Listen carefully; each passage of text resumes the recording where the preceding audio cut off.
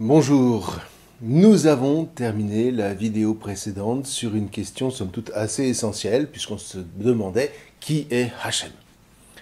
Alors dans les deux vidéos qui suivent, je vous propose de nous attacher à décrypter ce que Hachem dit de lui-même, ce qui est beaucoup plus profond que ça en a l'air à première vue. Alors, on a vu que Hachem était vraisemblablement la divinité ésotérique des fondeurs kénites, au moins dès le 2e millénaire avant Jésus-Christ. On a vu par ailleurs que au 1er millénaire jusqu'au 8e siècle, on trouve plusieurs sanctuaires de Hachem dans les pays du Levant, en concurrence d'ailleurs avec les sanctuaires de Baal. Sachant que à cette époque, la distinction entre les deux divinités n'est pas si flagrante que ça. Au dire par exemple du prophète Hoshéa, entre autres, Osée, eh bien, les habitants du royaume de Yisraël appelaient volontiers Hachem mon Baal, au chapitre 2, verset 18 de son livre. Baal, ça signifie maître, ça signifie époux. Baal faisait en tout cas partie du paysage, au point que plus d'un haut personnage des royaumes de Yisraël et de Yehuda portait le nom de Baal. Le roi Shaoul, Saül par exemple, appelle son fils Ish Baal, l'époux de Baal. Le juge Gédéon, ce grand héros de Hachem, s'appelle aussi Yerubbaal, c'est au chapitre 8 du livre des juges au verset 35. Un des fils du roi David s'appelle Baal Yada. L'arche de Hachem a été conservée depuis l'entrée en Canaan dans une ville qu'on appelle Baalé Yehuda. Ça c'est en 2 Samuel 6 verset 2. Ou peut-être même Kiryat Baal en Josué 15 verset 60. Sans que ça trouble qui que ce soit. Le grand Shlomo, Salomon lui-même, avait une vigne à Baal Hamon, dit le Cantique des Cantiques. Mardoché, un des héros du livre d'Esther, porte tout simplement un nom qui fait référence au dieu Marduk, et Marduk c'est le nom babylonien de Baal, etc., etc., pour ne rien dire des rites qui étaient somme toute assez similaires à bien des égards. Bref, il y avait sans doute de quoi y perdre un peu son latin, il faut bien l'avouer. Ceci dit, c'est justement cette confusion-là que l'histoire biblique va travailler à résoudre jusqu'à faire en sorte qu'en 701, seul le sanctuaire de Yerushalayim, rendu à Hachem par le roi Chizkiyahu, Ézéchias, reste debout. Alors, l'événement est assez violent, rappelons-nous, le déferlement assyrien et puis celui de Sennachérib, et il se résout de manière tout à fait mystérieuse, de sorte que la question est désormais inévitable, en définitive, comme on l'a rappelé tout à l'heure, qui est Hachem? Que donne-t-il à entendre de lui dans l'événement de salut de Yerushalayim? Et en définitive, qui est Hachem qui s'est manifesté à maintes reprises et de bien des manières à nos pères par les prophètes, pour reprendre les termes de l'Épître aux Hébreux, mais que manifestement, nous n'avons pas su entendre. Alors, on va se saisir de la question en suivant le chemin des fils de Lévi, qui, de manière assez inspirée, ont fait valoir un entre-deux assez déterminant, reliant d'une part l'événement de salut de Yerushalayim, et puis d'autre part, l'événement du buisson ardent où l'on entend Hachem en personne livrer son nom à Moïse. C'est en Exode 3, verset 14-15. La référence est facile à retenir, ce sont les premiers chiffres du nombre pi. Et la première question qui va nous occuper toute cette vidéo va être la conjugaison de l'hébreu biblique. Vous allez voir, les conséquences ne sont pas minces.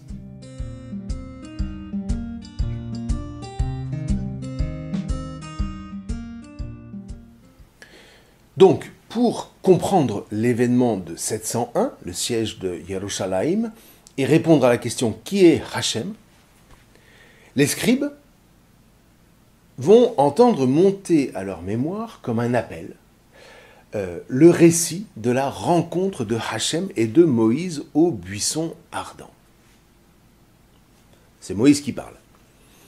Si je dis aux fils de Yisraël, le Elohim de vos pères m'a envoyé vers vous, et qu'ils me disent, mais quel est son nom? Que leur dirai-je? Elohim dit à Moïse, Ehyeh Asher Ehyeh. Donc c'est en Exode 3, 13, 14. Alors, déjà, ça paraît un peu mal embarqué parce que, en tout état de cause, Ehyeh, eh ben, c'est juste pas un nom, c'est un verbe. Hachem dira d'ailleurs explicitement à Moïse quelques versets plus loin, « Je suis l'être », le fameux tétragramme sacré. Alors du coup, si vous le voulez bien, dans cette vidéo, on va justement appeler Hachem comme il se dénomme lui-même, c'est-à-dire l'être. Ehyeh, donc, c'est le verbe être. Haya. Non pas à l'infinitif, mais conjugué à la première personne d'une tournure propre à l'hébreu biblique qu'on appelle l'inaccompli. Alors, aussi étrange que ça puisse nous paraître, on l'a déjà d'ailleurs, je crois, évoqué à diverses occasions, l'hébreu biblique ne connaît pas nos étapes du temps par lesquelles nous essayons de le cadrer, c'est-à-dire passé, présent, futur. L'hébreu biblique préfère envisager la durée, sous l'angle d'une durée achevée, alors là on va parler de la tournure accomplie, ou d'une durée qui est en cours, et là on va parler d'une tournure inaccomplie. Alors le mieux pour comprendre, c'est sans doute de commencer par un exemple le plus simple possible.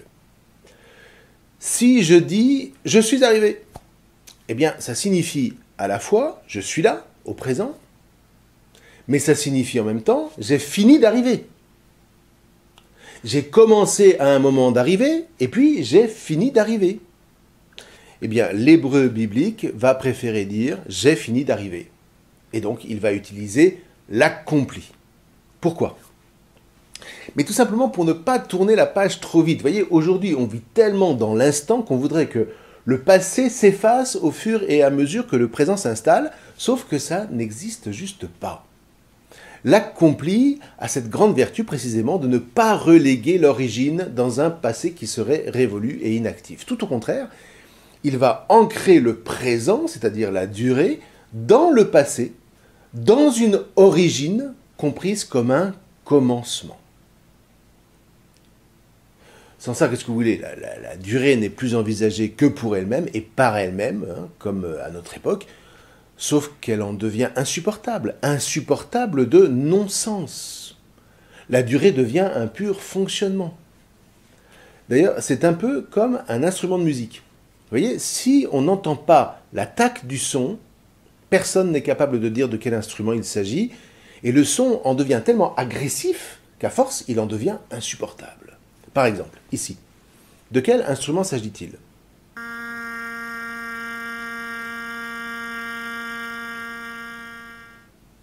Et là.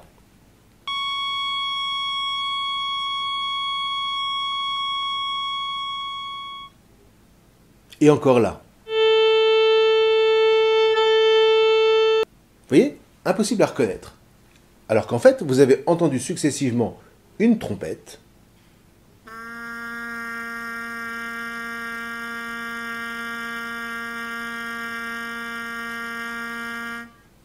une clarinette,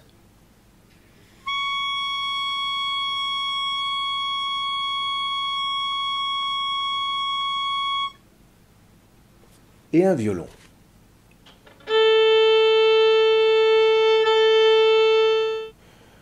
Comme quoi, vous voyez, c'est bien l'attaque, autrement dit l'origine du son, qui permet de le reconnaître et donc de pouvoir l'apprécier et de pouvoir l'interpréter.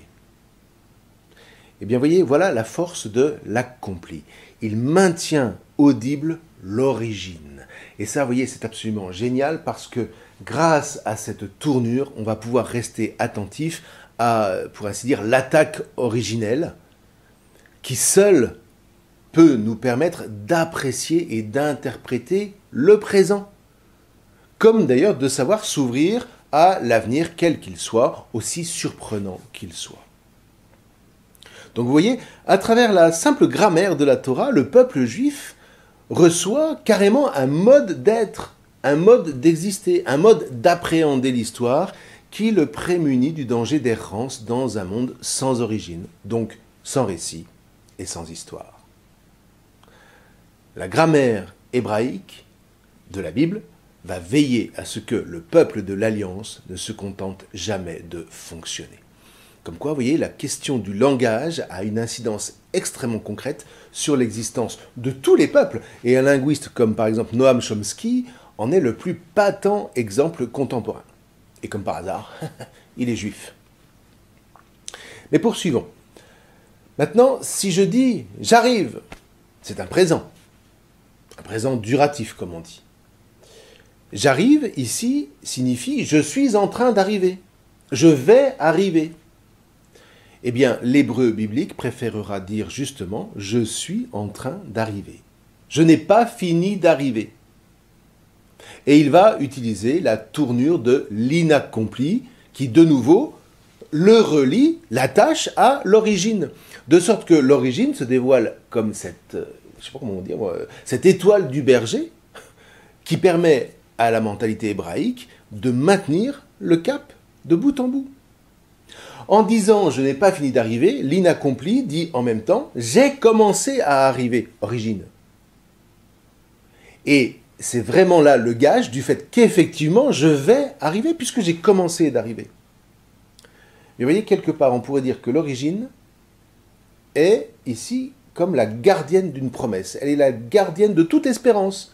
D'où l'importance de toujours y revenir, non pas pour y rester évidemment, mais pour garder le cap de quelque manière que ce soit au gré des événements qui composent l'histoire. Voilà, garder le cap. Alors, sous un autre angle, je vous cite le père Jean-Marie Martin, qui fut un chercheur universitaire et qui était entre autres un fin grammairien. L'hébreu ne connaît pas les temps, passé, présent, futur, mais il connaît des aspects, c'est-à-dire la différence entre ce qu'on appelle l'accompli et l'inaccompli. L'accompli peut correspondre à un présent qui garde la mémoire d'un passé et qui a de quoi perdurer. L'inaccompli, lui, peut désigner quelque chose qui a commencé, mais aussi quelque chose qui commence et quelque chose qui est en voie de venir ou de finir. Et donc, il peut se traduire aussi bien par un passé que par un imparfait, un présent ou un futur. Après ça, allez donc traduire, voyez ? Dans le même sens, dans les années 60, on a un article qui a été écrit à propos du livre de Robert Aaron, Les années obscures de Jésus, un article donc de Jean Guiton qui écrivait ceci. La langue juive, par ses racines concrètes, aide à capter la pulpe, la moelle, la saveur de l'être. Elle n'est pas sensible à la différence si usuelle en Occident du passé, du présent et du futur. Elle se fixe sur le mouvement qui est le ressort de l'action.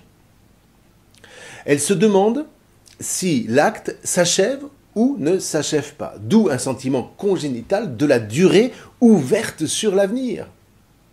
La langue d'Abraham évoque le flux du temps et non pas ses étapes. Pour elle, en elle, le passé n'est donc jamais aboli, le futur n'est jamais lointain. Tout consiste en un présent qui se reprend et qui se réitère. Moi, je trouve que c'est assez bien dit. Donc, vous voyez, par le jeu de l'accompli et de l'inaccompli, l'hébreu évoque le flux du temps. Encore une fois, d'où les difficultés de traduction, vous imaginez bien. Alors maintenant, revenons à notre Ehyeh Asher Ehyeh. Il s'agit donc du verbe être, conjugué 2 fois de suite, à la première personne dans la tournure inaccomplie. Du coup, on ne peut pas traduire « je suis qui je suis », parce que sinon l'hébreu aurait Hayiti Asher Hayiti, ce qui n'est pas le cas. Ça voudrait presque dire dans ce cas-là, tu n'as pas besoin de savoir qui je suis qui je suis. Bon, pas très engageant.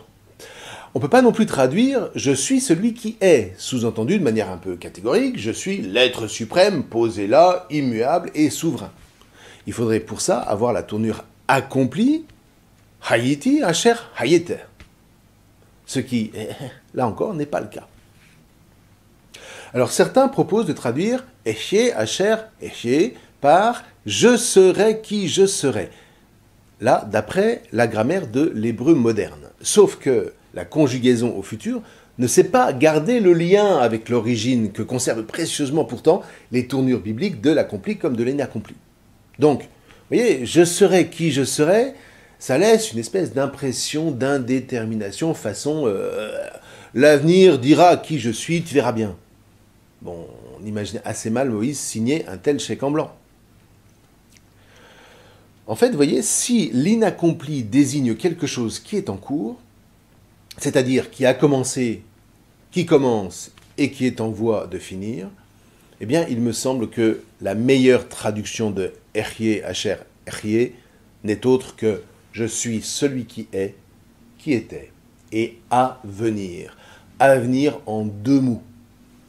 À venir au sens où le rôle de l'être est précisément de toujours maintenir ouvert l'avenir et avec lui tous les possibles, en particulier ceux que nous, vous et moi, nous ne savons pas imaginer et dont le nombre est absolument infini. Le docteur Daniel Sibony, qui inspire quand même pas mal ces lignes, formule ça de manière assez précise. L'être est l'infini des possibles qui fait être tout ce qui est. À condition évidemment de bien comprendre que pour nous, maintenir ouvert cette infinité de possibles signifie accepter d'être carrément secoué dans la mesure où l'être est tout sauf calme. Voyez, vivre dans la lumière de l'être ne signifie absolument pas trouver une espèce d'oasis où plus rien ne vient nous déranger, c'est même tout le contraire. Raison pour laquelle d'ailleurs le Siracide va écrire « Mon fils, si tu te mets au service de Hachem, prépare-toi à subir l'épreuve, prépare-toi à être secoué.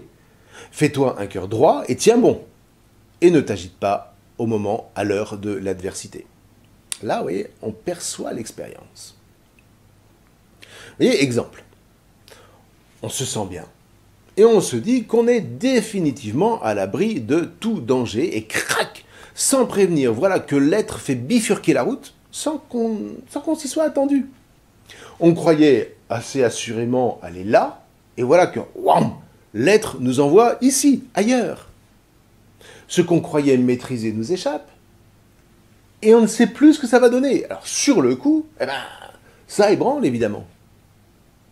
Ou alors, comme souvent dans les psaumes, la partie s'avère perdue. On se dit « Oh, je suis foutu !»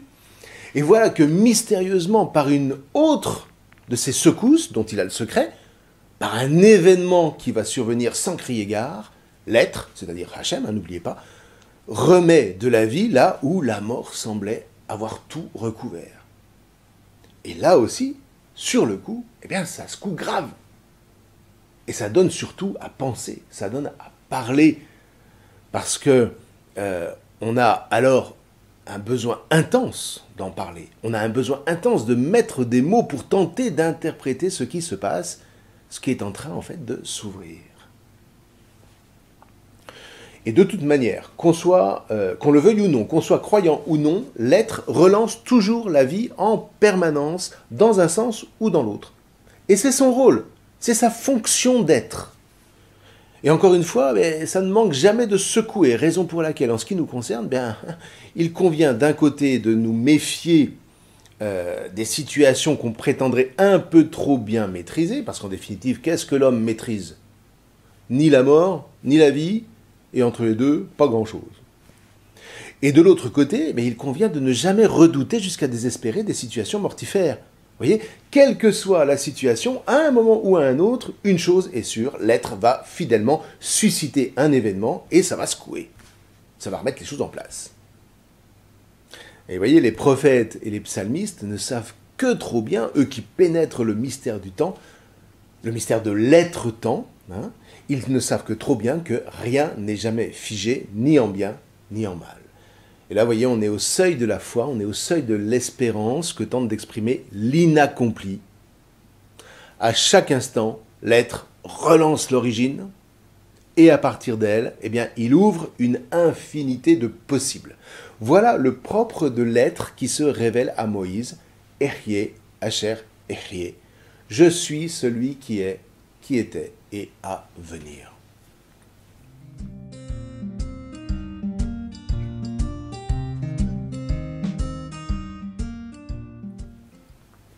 Du coup, pour nous, chrétiens, ça rebondit assez fort, parce que on retrouve évidemment ce nom dans l'Apocalypse de Saint Jean, dès le premier chapitre, verset 4.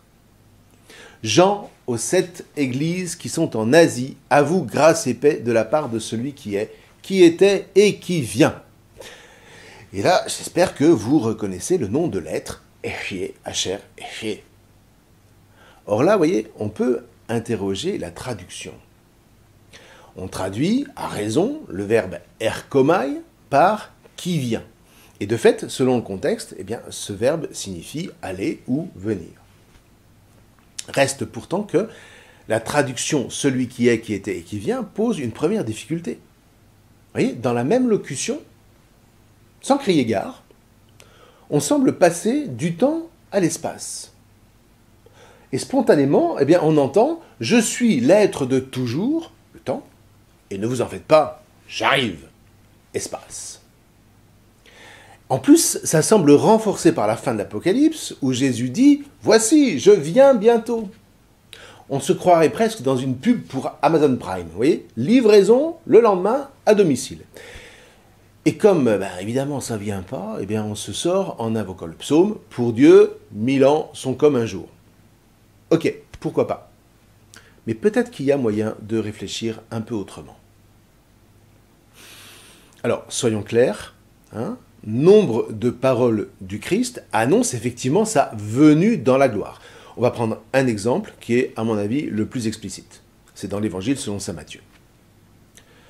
Alors se manifestera le signe du Fils de l'homme dans le ciel.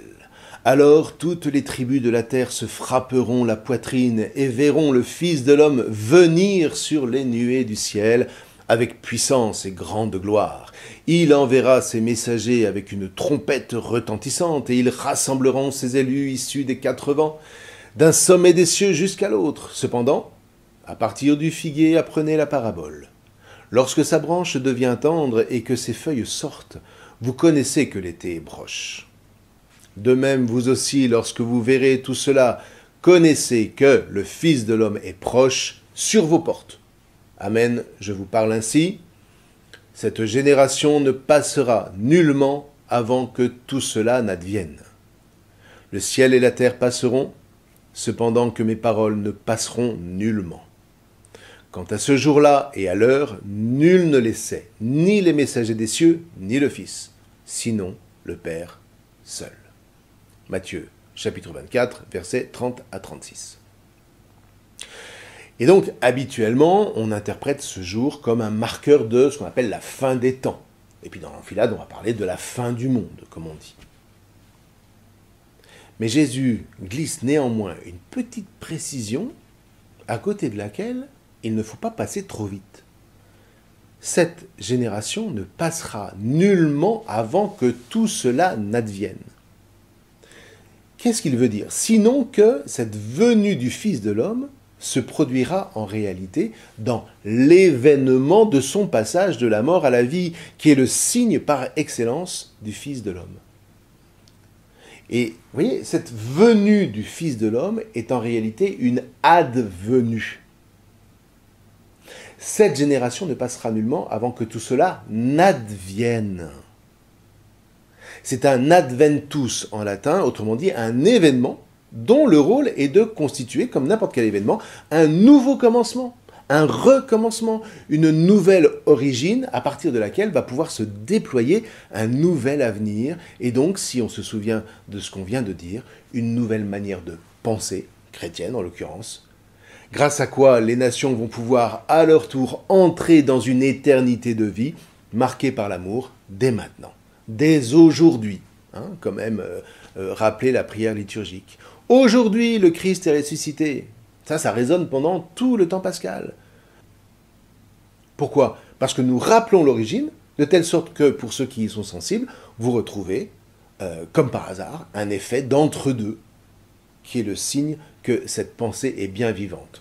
Le présent ne s'interprète que par rapport à l'origine. Voilà, vous voyez, l'événement de la croix et de la résurrection du Christ a donc pour fonction, en se posant comme nouvelle origine, une nouvelle origine qui se greffe évidemment sur celle que porte la Torah en la secouant et en relançant sa dynamique. Donc, l'événement de la croix et de la résurrection du Christ a pour fonction d'ouvrir l'avenir, d'ouvrir ce qui vient, effectivement. Bref, elle a pour fonction de maintenir ouvert le temps. Et là, vous voyez, on retrouve l'action propre de l'être, Echye Asher Echye, je suis celui qui est, qui était et à venir. Du coup, vous voyez, la grande gloire dont Jésus parle en Matthieu 24 ne signifie pas, son triomphe à la mode romaine antique. Si on veut bien comprendre que justement, par sa résurrection, le Christ ouvre et relance, renouvelle la vie, si on veut bien comprendre qu'avec lui s'ouvre un avenir qui concerne désormais toutes les nations de la terre qui voudront bien s'attacher à lui comme à cette étoile de berger dans le ciel, voyez, là encore, vous voyez, c'est dans l'Apocalypse. Hein. Moi, je suis le rejeton et le descendant de David, l'étoile resplendissante du matin. C'est au chapitre 22, verset 16 de l'Apocalypse. Donc, si on veut bien comprendre ça, mais les perspectives, les possibles en deviennent infinies. Et c'est là qu'on peut se dire qu'en Jésus, l'être se manifeste en plénitude. Il est vraiment celui qui est, qui était et à venir, ce qui a l'avantage d'ailleurs de nous désenclaver d'une espèce d'attente de la venue du Christ façon super-héros qui descendrait du ciel. Raison pour laquelle d'ailleurs Jésus nous a prévenus. Hein. On va vous dire, le voici là, le voici ici, mais n'y allez pas, n'y courez pas. Et d'autre part, mais ça a l'avantage de nous faire mieux comprendre que la vie éternelle est déjà commencée, puisqu'il s'agit en fait d'une relance de l'origine pour un renouveau de vie que la mort habituelle ne sait pas retenir dans ses griffes.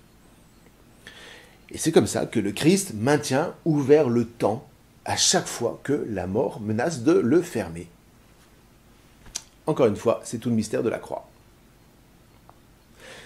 Dit autrement, si on garde à la locution sa dimension intégralement temporelle, à la lumière de l'hébreu Echye Asher Echye, eh bien on peut tout à fait entendre que le message est en fait « À vous, grâce et paix de la part de celui qui est, qui était et à venir » au verset 4. Surtout qu'on lit quelques versets plus loin, « Moi je suis l'alpha et l'oméga, celui qui est, qui était et à venir, le Tout-Puissant » c'est au verset 8. Et là, vous voyez, le sens temporel est vraiment prégnant. D'autant plus prégnant qu'il est renforcé à la fin du livre dans une grandiose inclusion, pour le coup, par « Je suis l'alpha et l'oméga, le premier et le dernier, le commencement et la fin ». C'est au chapitre 22, au verset 13. Entendons ici « Je suis celui qui fait événement.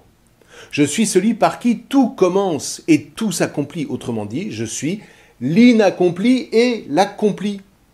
Bref, je suis l'origine à laquelle vous rattachez pour ne jamais être perdu dans le millefeuille du temps dans lequel vous, mes disciples, êtes plongés. Et qui fait de vous, comme peuple chrétien, l'avenir, en deux mots, et donc la lumière des nations. Donc vous voyez, dire « je suis l'alpha et l'oméga », c'est bien parler de temps. Ce que confirme d'ailleurs la suite du verset. Celui qui est, qui était et à venir. Echye, Asher, Echye. Et quand le verset 8 va s'achever en présentant Jésus comme le Tout-Puissant, ça signifie que être l'alpha et l'oméga, ça n'est rien de moins qu'être aux commandes du mystère du temps. C'est se présenter comme l'être-temps, c'est-à-dire comme l'infini des possibles, que sa toute-puissance sait maintenir ouvert à chaque instant, y compris lorsque la mort semblera s'imposer. Et c'est d'ailleurs le grand mystère du Sheol que Jésus va visiter après sa mort sur la croix. Et il est bien évident que cette toute-puissance temporelle, l'homme qui s'en remet à son seul horizon, l'horizon individualiste, ni Dieu ni maître, en est absolument incapable. Alors, bon, on pourrait en dire infiniment plus. On pourrait essayer de voir comment entre accompli et inaccompli se joue un entre-deux qui fait que l'un rejaillit sur l'autre en permanence. Comment, du cœur de cet entre-deux, c'est une vie en perpétuel renouvellement qui ne cesse d'être relancée, de sorte que la mort, encore une fois, ne sait plus où donner de la tête, pour ainsi dire.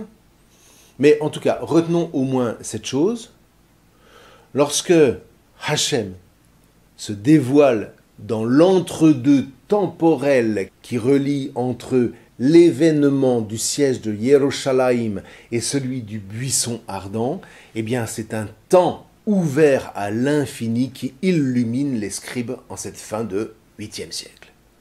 Définitivement, en Hachem, rien, jamais n'est figé, car éternel est son amour, comme disent les psaumes, qui s'émerveillent sans cesse devant ce grand mystère de vie.